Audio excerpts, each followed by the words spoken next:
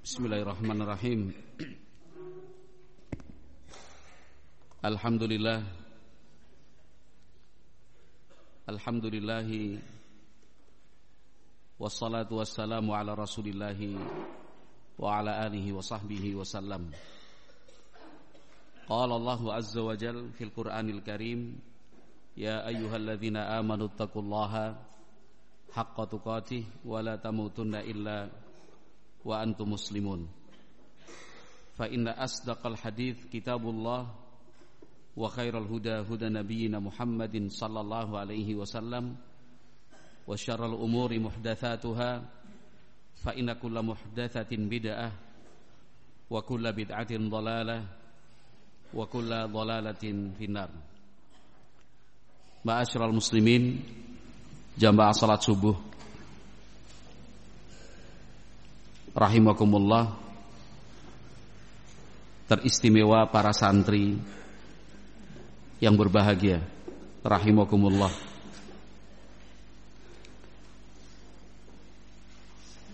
Ibarat menanam, itulah belajar, persis dan sama.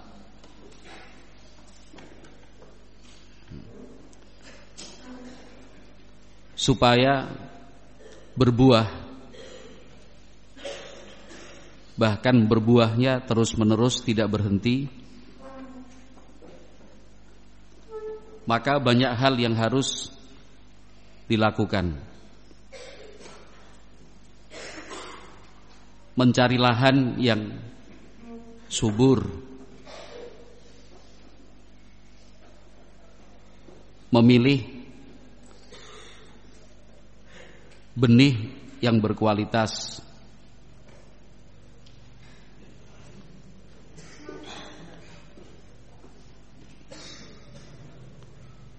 menanamnya pun harus mempertimbangkan waktu, pagi, siang, sore, ataukah malam. Pengairannya bagus, pupuknya tercukupi,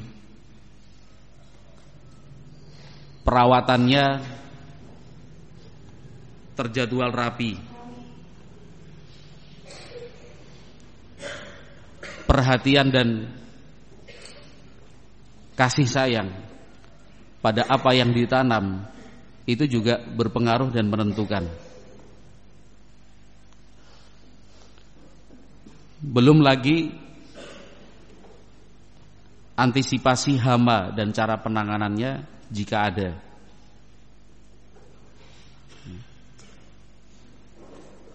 Langkah-langkah tadi, berbeda orang berbeda hasilnya. Sama-sama lahannya, sama-sama benihnya, dan semua penanganannya sama. Belum tentu hasilnya juga sama. Namun secara prinsip, yang serius dan bersungguh-sungguh, yang perhatian dan fokus, hasilnya akan lebih baik dibandingkan dengan yang tidak memperhatikan hal-hal tadi, apalagi tidak peduli. Maka jangan kaget kalau ingin menanam pohon, asal pilih tempat, asal menggali, tidak dia pertimbangkan berapa kedalamannya, berapa diameternya,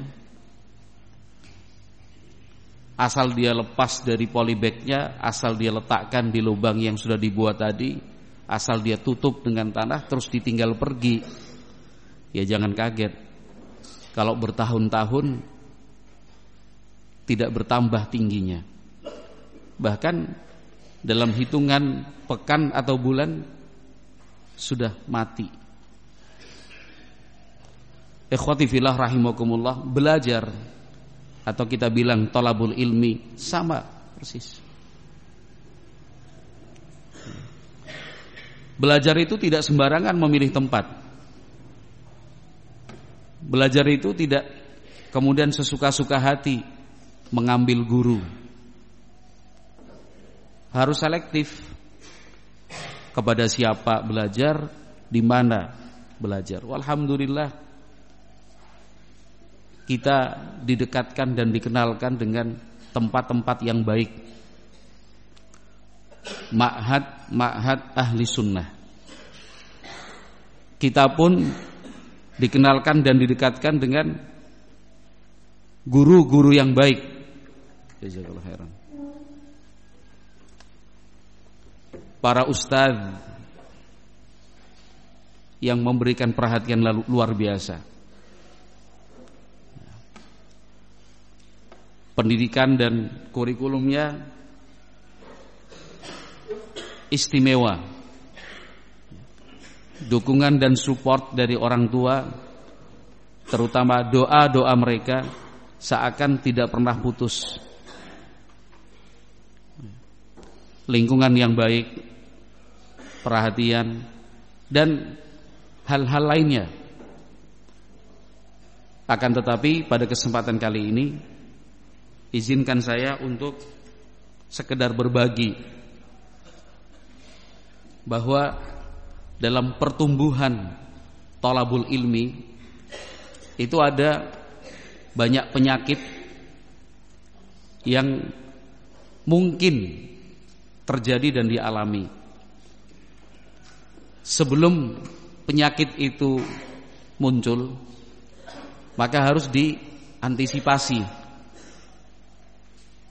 Kalaupun sudah muncul, jangan membiarkan bertambah besar atau kian parah.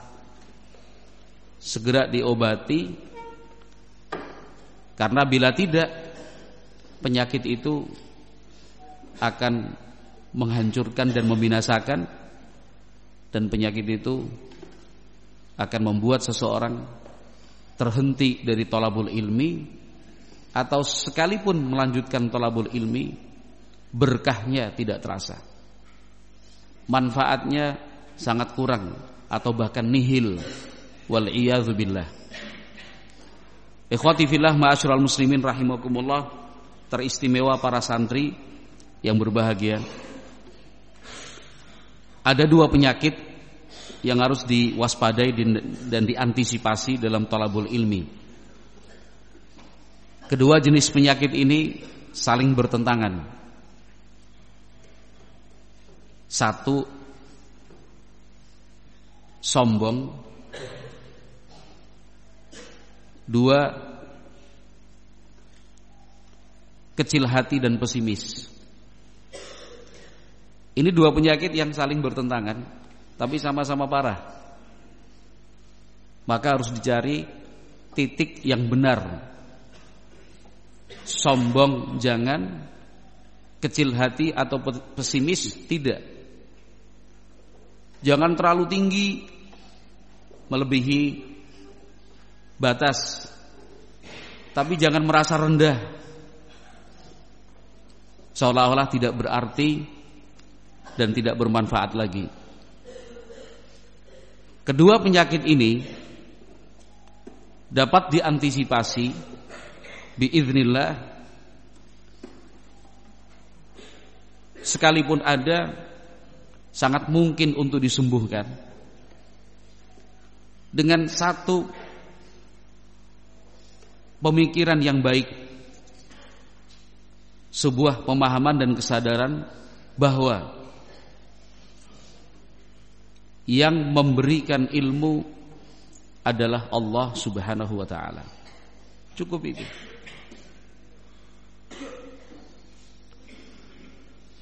Itu satu hal yang simpel dan sederhana, tapi harus dikembangkan memang. Ketika seseorang faham dan sadar bahwa ilmu yang dia miliki, setinggi apapun itu, sedalam dan seluas yang dia kira, ketika sadar bahwa itu semua datangnya dari Allah Subhanahu wa ta'ala. Dulunya dia tidak mengerti apa-apa, dulunya dia bodoh, Bahkan dia lahir di dunia dalam keadaan tidak mampu melihat, tidak mampu mendengar. La ta'lamuna syai'a, tidak tahu apa-apa. Dia sadar ilmu itu datangnya dari Allah.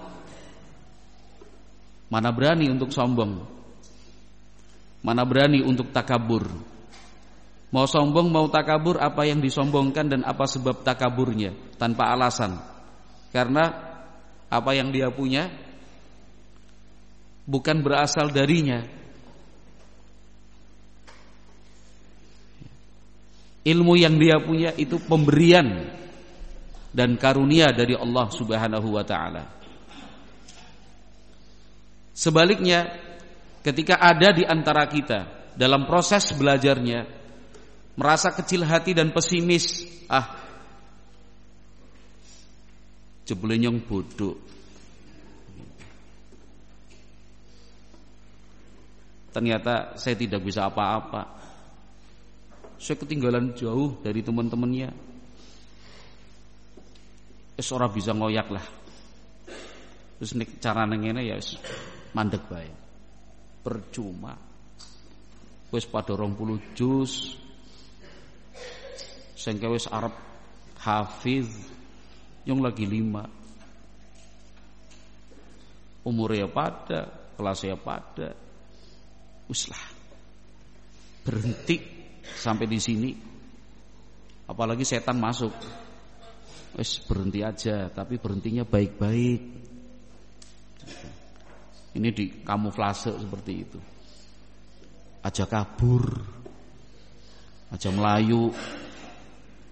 Nek pengen metu ya aja sengaja gawe kasus.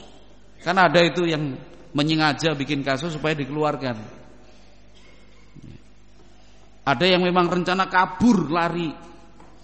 Nanti kalau dipanggil nggak mau datang lagi. Ini setan. Ada yang menggoda dengan cara kasar seperti tadi, ya kabur, ya bikin kasus, ya males dan yang semisalnya, itu caranya kasar. Tapi ada juga itu pakai halus. Udah ngomong baik-baik, kamu rajin, apa segala macam, baru pamitan ingin berbakti kepada kedua orang tua.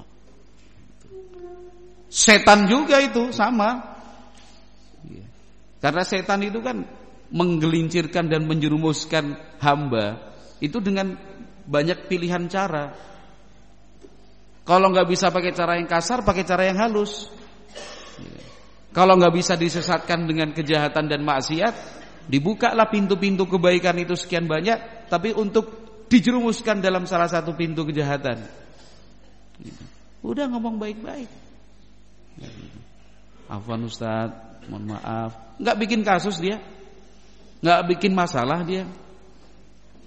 Ngomongnya baik-baik. Sama orang tua juga gitu, nggak mau berdebat dia. Bukan orang bisa, pokoknya orang mangkat pokoknya.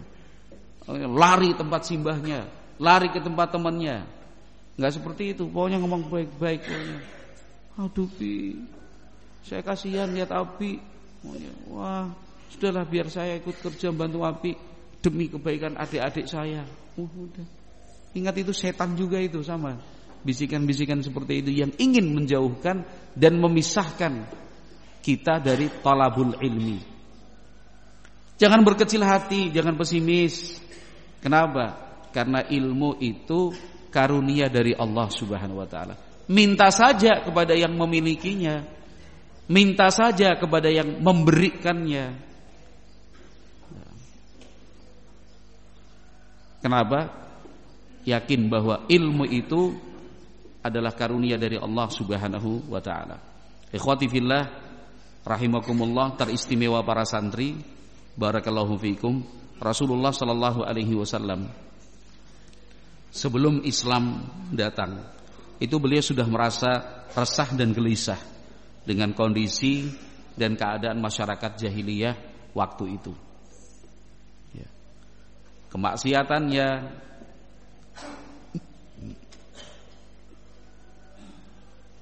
kemudian kebiasaan-kebiasaan jahiliyah,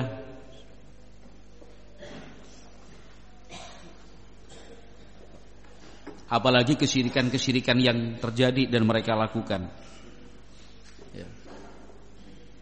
Yang jelas kondisi masyarakat jahiliyah waktu itu betul-betul sudah jauh dari nilai-nilai kebaikan. Bahkan secara kemanusiaan saja itu sudah tidak sesuai lagi. Maka Nabi Muhammad SAW sering bertahannuts di Gua Hira. Apa yang beliau lakukan di sana? Memohon petunjuk, mencari jalan terang, ya, berdoa kepada Allah Subhanahu wa taala. Sampai kemudian suatu hari datanglah malaikat Jibril alaihi salam. Nabi Muhammad sallallahu alaihi wasallam terkejutnya bukan main. Ditemui oleh malaikat Jibril. Iqra. Muhammad, baca. Ma ana biqari. Kata Nabi sallallahu alaihi wasallam, saya enggak bisa membaca. Nabi Muhammad kemudian dipeluk, didekap sampai hampir kehabisan nafas, dilepas. Iqra, baca.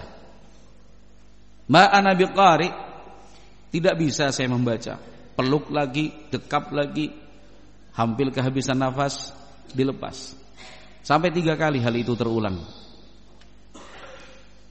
Di sanalah Allah Subhanahu wa taala menurunkan 5 ayat pertama di dalam surat Al-Alaq. Wahyu pertama yang Allah berikan melalui malaikat Jibril untuk Nabi Muhammad sallallahu alaihi wasallam. Apa kelima ayat tersebut? Iqra bismi rabbikal ladzi khalaq. Khalaqal insana min 'alaq. Iqra wa rabbukal akram alladzi 'allama bil qalam 'allamal insana ma lam ya'lam. Ayat kelima ini yang menjadi inti dari pembahasan kali ini. Ayat pertama, 2, 3 dan 4 jelas, itu enggak bisa dipisahkan. Tapi garis bawahnya di sini. 'Allamal insana ma lam ya'lam. Allah Subhanahu wa taala yang mengajarkan kepada manusia, memberikan ilmu untuk mereka, ma lam ya'lam, hal-hal yang tidak ia ketahui sebelumnya. Ayat ini untuk mendukung dan menjadi dasar hukum apa yang kita sebutkan dalam muqaddimah atau pembukaan tadi, bahwa ilmu adalah semata-mata karunia dari Allah Subhanahu wa taala. Ilmu Allah lah yang memberikannya. 'Allamal insana ma lam ya'lam. Untuk itu Allah perintahkan Iqra, baca.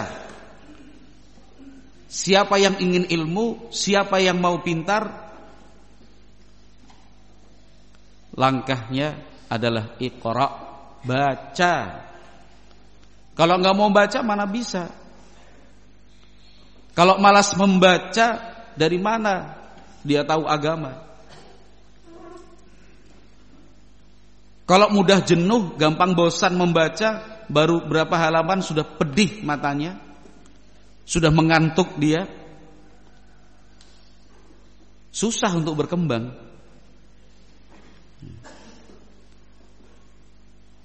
Membaca, Iqra wa rabbukal akram, terus membaca. Wa rabbukal akram, dan Rabbmu adalah zat yang maha dermawan, maha memberi. Dan bukan cuma membaca, tulis.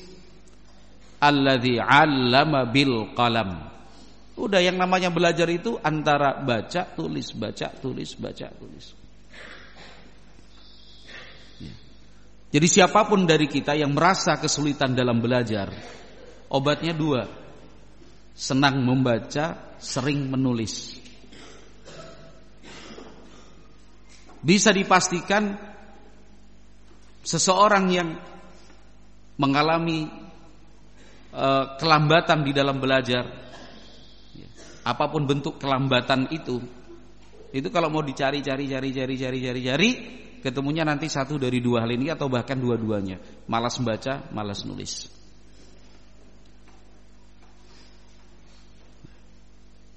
Namun Ikhwati fillah barakallahu fikum, teristimewa para santri. Ingat ayat yang kelima ini, 'allamal insana ma lam ya'lam. Dialah Allah Subhanahu wa taala yang telah memberikan ilmu kepada manusia, ma lam ya'lam.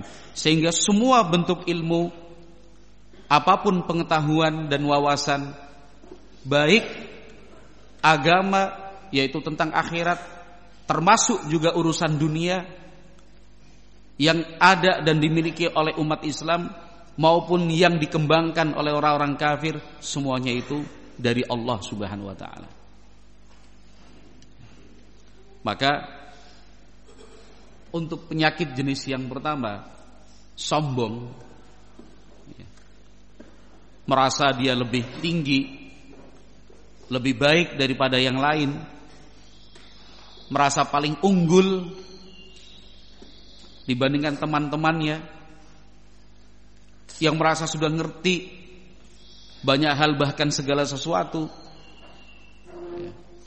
yang akhirnya meninggalkan proses belajar yang seharusnya karena merasa dia sudah punya kelebihan.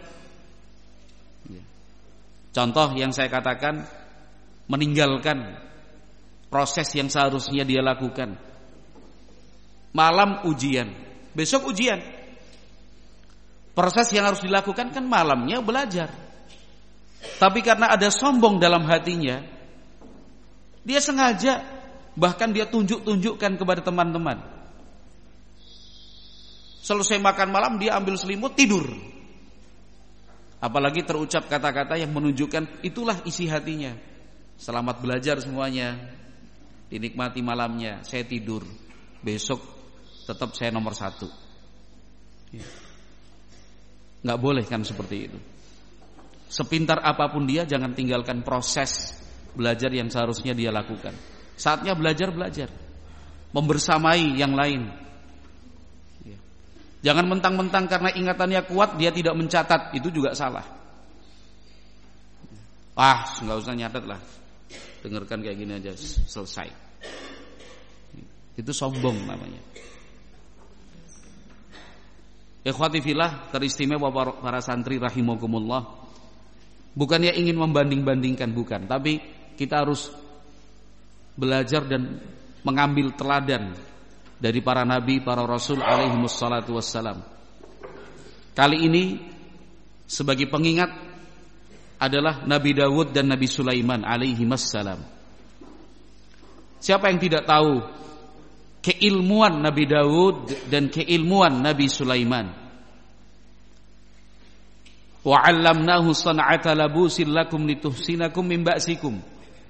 Nabi Dawud alaihi salam itu punya ilmu yang tidak dimiliki oleh siapapun, bahkan sampai sekarang ini nggak bisa disamai. Kemampuan untuk mengolah biji-biji besi untuk menjadi produk dan karya yang terbaik, bagus, indah, berkualitas. Biji-biji besi. Zaman dulu kan nggak ada industri. Zaman dulu belum dipelajari apa itu disebut dengan geologi, ilmu pertambangan dan yang semisal. Nggak ada listrik. Zaman Nabi Dawud alaihissalam. Tapi biji-biji besi itu diolah oleh Nabi Dawud alaihissalam menjadi sebuah karya yang luar biasa, halus, berkualitas, kuat, dan seterusnya. Itu kan ilmu.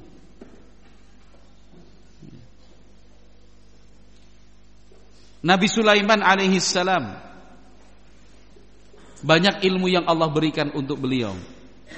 Salah satu contohnya adalah ilmu bahasa. Bahasa-bahasa binatang beliau faham. Jadi kalau ada orang sombong karena katanya menguasai 5 bahasa, 10 bahasa, yang gak ada apa-apanya lah dengan Nabi Sulaiman alaihissalam. Apalagi cuma bahasa daerah. Oh ini 10 negara, ini 15 negara, ini menguasai bahasa daerah di Indonesia, gak ada apa-apanya. Bisa gak dia pakai bahasa binatang, bahasa burung? Burung apa yang depan situ namanya, Mas? Yang bunyi itu loh. Burung apa namanya? Wah? Perkutut. Ya Bapak Abdul Aziz. Apa?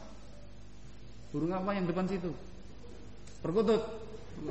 Kamu tahu bunyinya itu apa artinya? Apa Pak Abdul Aziz? Iya, manuk deruk itu ketika dia bunyi apa maksudnya? Ini bukan asal pertanyaan lo ya. Bukan asal pertanyaan, supaya kita paham. Sambil yang ngantuk-ngantuk tadi biar seger lagi. Itu bunyi itu bukan tanpa arti, Mas. Bunyi itu bukan kemudian kayak kalau kita manusia nggak ada tanpa makna. Bukan, itu ada artinya, itu ada bahasanya mereka itu. Paling tidak mereka bertasbih kepada Allah Subhanahu wa taala. Walakin la tafqahuna tasbihahum. Tapi kita aja enggak ngerti bentuk tasbihnya mereka seperti apa. Nah, itu bunyi itu. Nah, itu ada artinya. Kita enggak tahu. Nabi Sulaiman paham. Nabi Sulaiman mengerti apa maksud burung-burung itu. Ilmu yang hebat enggak ini? Hebat enggak, Mas? Oh, hebat, luar biasa. Nek, antum orang mana aslinya? Orang mana? Cilacap. Wong ngapak tapi bisa nganggo bahasa Sunda. Kowe biasa. Wong Cilacap lunga nang Medan. Ngomongnya pakai Batak lah ya kan? Gitu. Sampai orang Medan pun mengira kau orang Batak. Enggak menyangka kau orang ini Cilacap misalkan. Nanti usai berangkat ke Ambon sana, orang sing tahu kalau antum orang Cilacap. Orang antum milih, antum orang Seram kah? Begitu. Biasa kalau cuma seperti itu, cuma dihafal-hafal, didengar-dengar, ditiru-tiru logatnya, gampang itu. Mudah sekali. Tapi coba bahasa burung. Karena di dalam Al-Qur'an bahasa burung itu yang disebut lebih khusus. Kalau bahasa binatang jelas. Nabi Sulaiman Allah berikan ilmu tentang itu. Tapi bahasa burung, ya Allah sebutkan secara khusus. Itu Nabi Dawud, Nabi Sulaiman alaihi wassalam mengajarkan untuk kita agar selalu sadar ilmu-ilmu yang hebat tadi Allah yang memberinya. Jadi tidak sombong. Allah berfirman dalam surat An-Naml ayat 10, ayat 16 dan seterusnya, itu tentang bentuk syukur dan tawadhu'nya Nabi. Padahal ilmu yang mereka miliki sangat luas dan sangat banyak, tidak membuatnya sombong. Allah berfirman, "Walaqad ataina Dawuda wa Sulaimana ilma." Sungguh kami sudah memberikan ilmu untuk Dawud dan Sulaiman. Siapa yang memberikan ilmu kepada Nabi Dawud? Siapa yang memberikan ilmu untuk Nabi Sulaiman? Jawabannya Allah Subhanahu wa taala. Jangan bilang saya belajarnya autodidak. Saya belajar sendiri, saya pinter sendiri. Bapak tahu dari mana? Oh, ini hasil penelitian saya. Enggak belajar, ya enggak.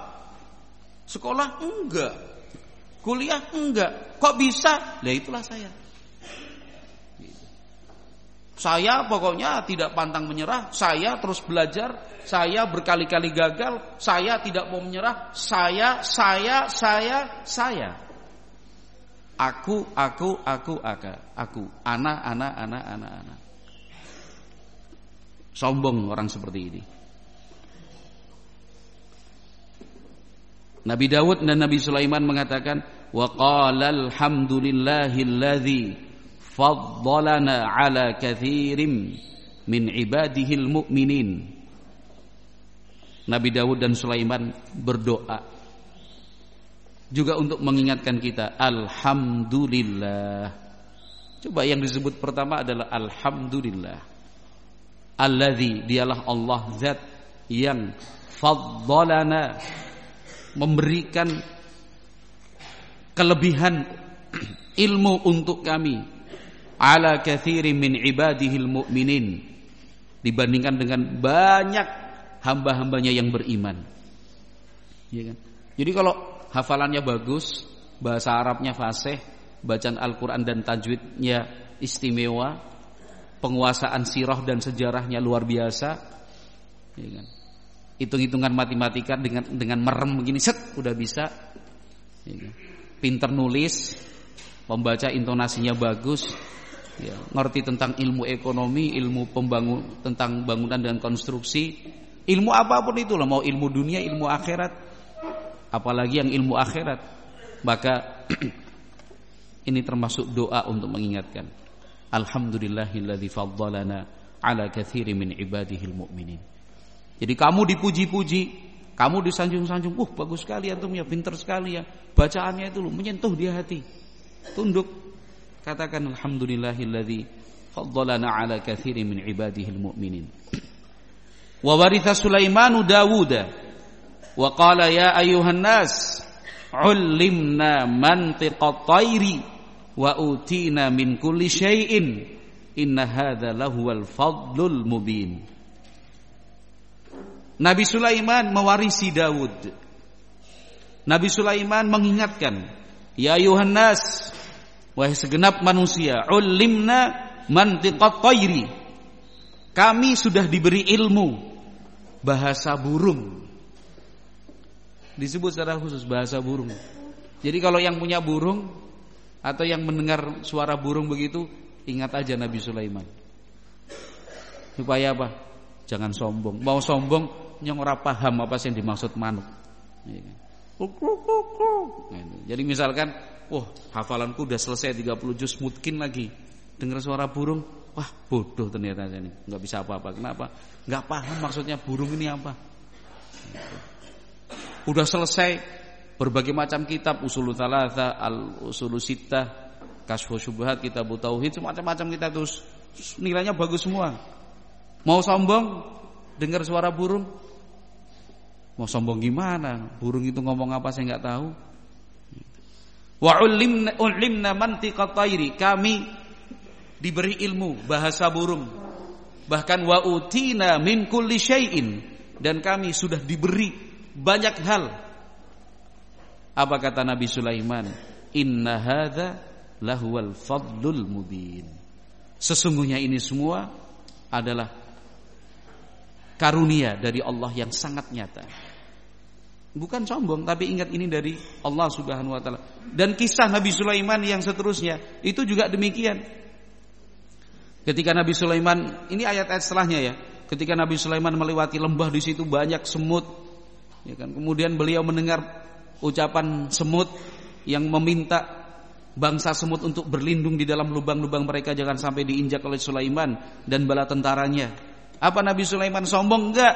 Nabi Sulaiman mengatakan, qala rabbi auzi'ni an ashkura ni'mataka allati an'amta 'alayya wa 'ala walidayya wa an a'mala salihan tardahu wa adkhilni bi rahmatika fi ibadikas salihin. Langsung yang diingat itu Allah.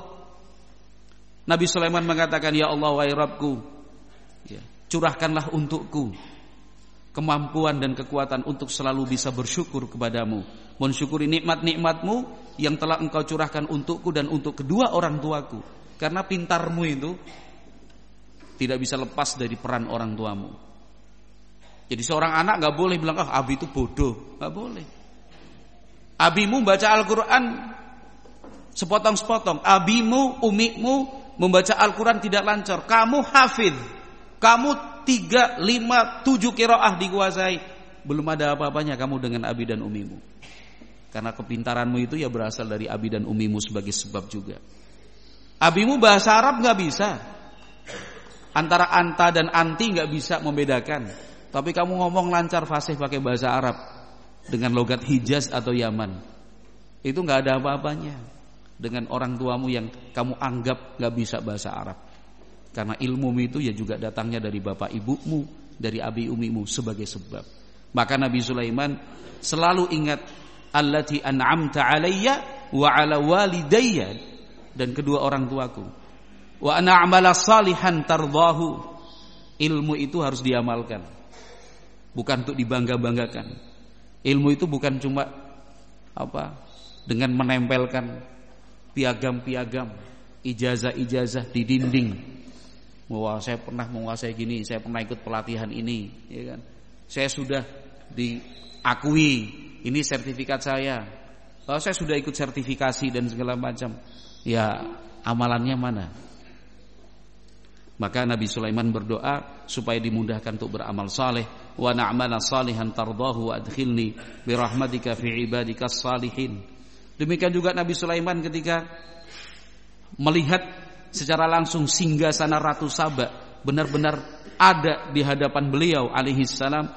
Apa beliau mengatakan?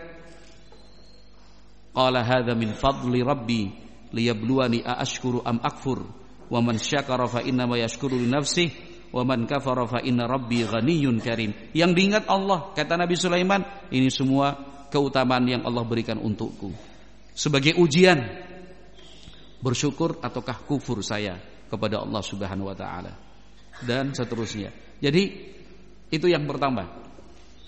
Ya, penyakit sombong. Jangan sombong. Satu, karena ilmu yang engkau miliki itu adalah karunia dan pemberian dari Allah Subhanahu wa taala. Dua, ada hamba-hamba Allah yang ilmunya sangat luas, berlipat-lipat dibandingkan yang kita punya. Namun mereka, yaitu para nabi dalam hal ini, mengajarkan untuk kita untuk semakin merendah dan merendah. Semakin tahu diri dan tahu diri. Selalu ingat kepada Allah Subhanahu wa taala. Nah, itu. Baik. Jangan lupa juga para nabi dan para rasul lainnya yang mengajarkan untuk kita bagaimana harus tawadhu dan rendah hati. Ya, walaupun ilmu yang dimiliki sangat banyak. Penyakit yang kedua itu penyakit pesimis dan kecil hati. Merasa enggak bisa, menganggap tidak mampu.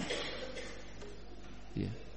Melihat dirinya tidak pantas untuk memiliki ilmu. Jangan kecil hati, jangan pesimis. Kenapa? Satu, ilmu itu Allah yang punya. Minta kepada Allah. Ya pantas saja belajar susah. Wajar saja kalau kemudian merasa tidak mampu memahami. Wajar saja bertahun-tahun kemampuannya hanya sampai di situ. Ketinggalan jauh, wajar. Jarang dia berdoa, malas dia meminta kepada Allah. Jadi bukan engkau yang bodoh, bukan engkau yang tidak mampu, bukan engkau yang tidak bisa, bukan. Jarang engkau meminta kepada Allah. Malas engkau mengangkat tangan berdoa memohon ilmu kepadanya. Kok kita? Nabi Muhammad SAW di dalam Al-Quran Allah perintahkan, wa qul rabbi zidni ilma. Katakan ya Muhammad, Rabbi zidni ilman. Ya Allah tambahkan untukku ilmu yang bermanfaat tentunya. Rabbi zidni ilman warzuqni fahma. Ya Allah tambahkan ilmu untukku dan berikanlah rizki, pemahaman yang baik supaya bisa memahami. Allahumma la sahla illa ma ja'altahu sahla. Ya Allah tidak ada sesuatu yang mudah di atas muka bumi ini, melainkan yang engkau beri kemudahan memang. Allahumma inni as'aluka ilman nafi'a wa rizqan thayyiban wa amalan mutaqabbala. Syekhul Islam Ibnu Taimiyah rahimallahu taala kalau sudah enggak bisa menemukan jawabannya, beliau sujud berdoa, Allahumma rabba Jibril wa rabba Mikail wa rabba Ibrahim, dan seterusnya. Minta kepada Allah Subhanahu wa taala, jangan mentok mundur. Jangan buntu, ya udah sampai di situ. Jangan. Kalau merasa buntu, menganggap tidak ada lagi pintu, cari pintu-pintu yang lain. Kalau merasa sudah mentok, jangan berhenti. Karena selalu ada jalan. Salah satunya apa? Ya doalah. Kalau nggak bisa doa, kalau nggak bisa doa, kalau nggak bisa lagi doa lagi. Oh, dalam satu hari berapa kali kita meminta doa, kita meminta kepada Allah? Berapa kali sih kita berdoa dalam sehari untuk diberi tambahan ilmu dan diberi kemudahan dalam memahami? Coba jawab sendiri-sendiri. Berapa kali? Coba. Sampai 100 kali? Sampai ribuan kali? Saya pikir kalau ribuan kali enggak lah. Ada yang ribuan kali di sini membaca Rabbi zidni ilman, Rabbi zidni ilman. Kelihatannya sih enggak. Kalau mau 1000 kali berapa jam dia ucapkan itu. Ya. Contoh para ulama Banyak dari mereka yang awal-awal belajarnya mengalami kesulitan, tapi mereka terus bersabar, terus berdoa, jadilah ulama besar. Al-Imam Al-Kisai rahimahullahu taala itu sudah memutuskan pulang kampung, balik. Orang bisa-bisa. Dalam perjalanan pulangnya disebutkan oleh Al-Utsaimin rahimahullahu taala. Dalam demikian juga para ulama tentang biografi beliau rahimahullah. Balik. Suatu saat istirahat melihat seekor semut bawa sepotong biji gandum. Dilihat semut itu naik pagar, jatuh, naik lagi jatuh sambil membawa beban itu. Berapa derajat itu? Terus naik, jatuh, naik lagi, sampai berhasil dia. Baru berjalan di atas punggung pagar itu. Kata Al-Kisai, mosok kalah karo semut aku. Semut aja enggak kenal menyerah. Balik belajar lagi. Sara imaman fin nahwi. Jadi seorang ulama besar dalam ilmu nahwu. Banyaklah kisah-kisah yang semacam itu. Barakallahu fiikum. Jadi jangan pantang menyerah. Ya. Jangan kemudian minder. Yang pintar yang engkau lihat dulunya juga bodoh loh Mas. Yang sekarang sudah disebut hafidz Quran 30 juz, dulu juga membaca abata sajanya terbata-bata. Enggak bisa juga dia. Yang kita pandang hebat dan segala macam, dulu lahir juga enggak bisa baca, enggak bisa apa-apa. Tapi mereka belajar. Ya kita juga harus begitu, belajar. Maka sekali lagi, ikhwati fillah barakallahu fikum, yang perlu kita lihat juga itu bukan cuma hari ini, bukan cuma sekarang, tetapi nanti yang akan datang itu juga harus kita jadikan sebagai bahan pertimbangan. Yang sombong karena ilmunya banyak, merasa lebih baik, merasa paling pintar, ingat, itu dalam hitungan detik ilmu bisa hilang. Detik, jangan hari, detik ilmumu habis, nggak ada yang tersisa. Jadi nggak bisa sombong. Contohnya apa? Jatuh, naudzubillah. Ini supaya kita waspada dan mawas diri. Jatuh terpeleset, terhantam ini otaknya ini. Naudzubillah. Nas'alullah al-afiyah wassalamah. Amnesia, sudah lupa ingatan. Orang bilang konslet. Bukan cuma hilang, kalau hilang saja itu sebenarnya masih lebih ringan. Tapi kalau ruwet, yang halal jadi haram, yang haram jadi halal, ya kan? Muter-muter itu tadi seperti benang ruwet, itu lebih parah kan. Jadi nggak bisa sombong Mas. Dalam hitungan menit atau detik, ilmu yang banyak itu, hafalan yang sekian itu habis, hilang. Demikian juga untuk yang merasa pesimis dan kecil hati dengan hari ini. Jangan pesimis dengan kecil hati. Banyak orang, banyak teman yang hari ini kita pandang sebelah mata, tapi 5-10 tahun yang akan datang kita dibuat kaget dan terkejut. InsyaAllah dia yang istiqomah, dia yang bersabar di dalam berdakwah, dia yang duduk sabar mengajarkan ilmu, dia yang luas di dalam bergaul dan bermuamalah, dia yang punya murid tersebar di mana-mana, dia yang terasa sekali manfaat keberadaan dan kehadirannya. Itu yang pernah kita pandang sebelah mata, yang kita bilang bodoh, nggak pernah juara. Tapi dan itu nyata. Sementara yang pintar-pintar itu kemana sekarang? Yang ini tersesat karena dimakan oleh dunia, yang ini menyimpang karena tidak mau untuk menjadi nomor 2, apalagi di bawahnya. Inginnya nomor 1 terus.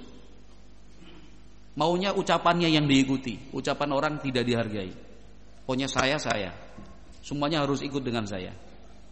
Akhirnya menyimpang. Kenapa? Itu tadi, Ada penyakit sombong tidak diobati. Ya.